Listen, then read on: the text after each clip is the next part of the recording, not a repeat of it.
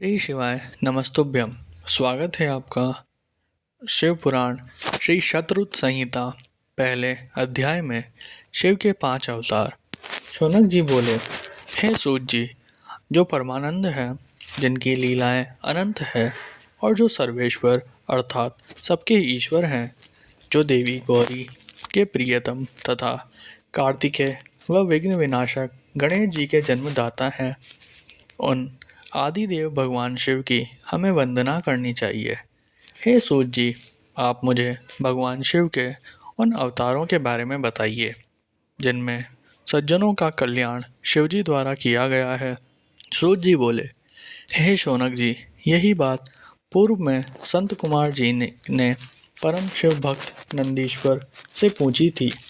तब नंदीश्वर ने भगवान शिव के चरणों का स्मरण करते हुए कहा, मुने, भगवान शिव तो सर्वव्यापक हैं और उनके असंख्य अवतार हैं।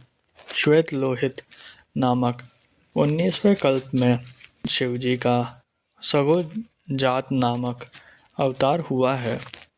यही शिव जी का प्रथम अवतार कहा जाता है। उस कल्प में परम ब्रह्म का ध्यान करते हुए ब्रह्मा जी की शिखा से श्वेत लोहित कुमार उत्पन्न हुए।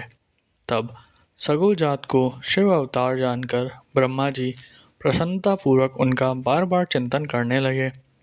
ब्रह्मा जी के चिंतन से परब्रह्म स्वरूपी 4 यशस्वियाँ ज्ञान संपन्न कुमार उत्पन्न हुए। उनके नाम सुनंद, नंदन, विश्वनंदन और उपनंदन थे। तब सगोजात भगवान शिव ने ब्रह्मा जी को परम ज्ञान प्रदान किया तथा इस सृष्टि को उत्पन्न करने की शक्ति उन्हें प्रदान की। तत्पश्चात रक्त नामक 20वां कल्प आया। इसमें ब्रह्मा जी का शरीर रक्त वर्ण का हो गया।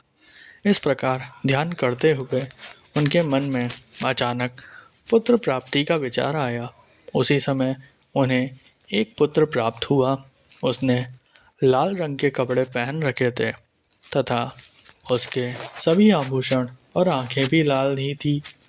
तब उस पुत्र को भगवान शिव का दिया हुआ प्रसाद जानकर ब्रह्मा जी बहुत प्रसन्न हुए। उन्होंने भगवान शिव की स्तुति करनी आरंभ कर दी। उस लाल वस्त्रधारी के विरज, विवाह, विशाख और विश्वभान नाम के 4 पुत्र हुए। तत्पश्चात वामदेव भगवान शिव ने ब्रह्मा जी को सृष्टि की रचना करने की आज्ञा प्रदान की। इसके बाद 21वां कल्प आया, जिसमें ब्रह्मा जी ने पीले वस्त्र धारण किए। पुत्र कामना का ध्यान करते हुए ब्रह्मा जी को एक महान तेजस्वी दीर्घ भुजाओं वाला पुत्र प्राप्त हुआ। उस पुत्र को ब्रह्मा जी ने अपनी बुद्धि से तत्पुरुष शिव समझा। तब उन्होंने गायत्री का जाप आरंभ किया।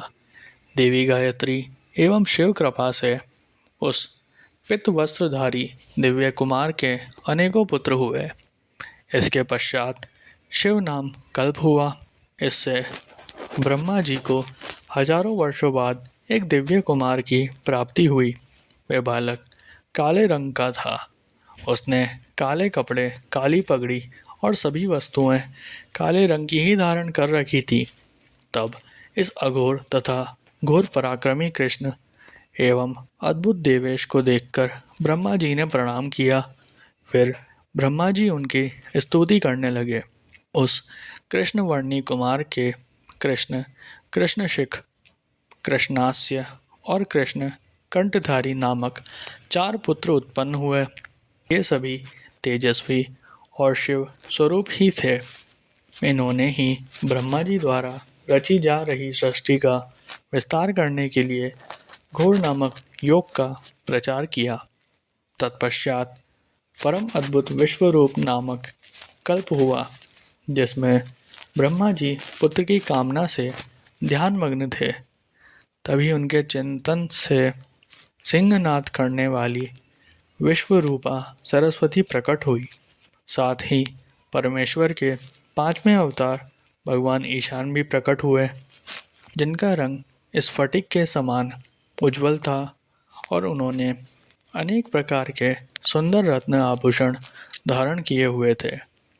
तब उन ईशांस के जटी, मुंडी, शिखंडी और अर्धमुंडी नामक 4 पुत्र हुए। इन बालकों ने भी योग का मार्ग अपना लिया।